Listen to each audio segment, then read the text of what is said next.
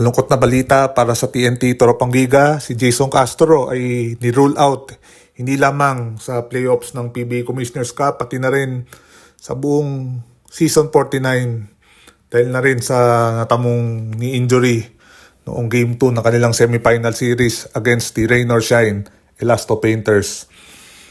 Mismong si team manager Jojo Lastimosa ang nag-confirm na matagal na mawawala ang veteranong point guard tapos ma-diagnose ng isang full thickness patellar tendon tear.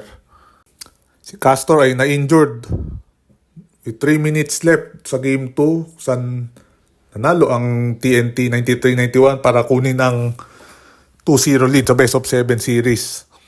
Ngunit yun nga, yung panalo, it came at a price dahil nga si Castro ay kailangan dalhin sa ambulansya, sakay na isang stretcher at parang sa buong career ni Jason Castro first time natin nakita na kailangan siyang dalhin sa ambulansya at sa ospital para ma-check kung ano talaga ang kanyang injury. Alam naman natin si Jason Castro in the last few years, may mga iniinda na rin mga injuries. Pero kahit pa paano na-manage siya to and nakapaglaro pa rin siya at a high level. Lalo na last conference, siya ang finals MVP ng PBA Governors Cup kung saan nag-champion ang TNT kontra Barangay Ginebra. Pero ngayong mawawala si Castro ay mas malaking challenge ang harapin ng TNT para makakulit ng kampeonato.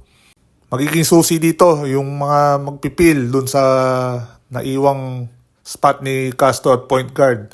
Lalo na siguro si Ray ng Batak na magiging malaki ang kanyang responsibility habang wala si Jason Castro.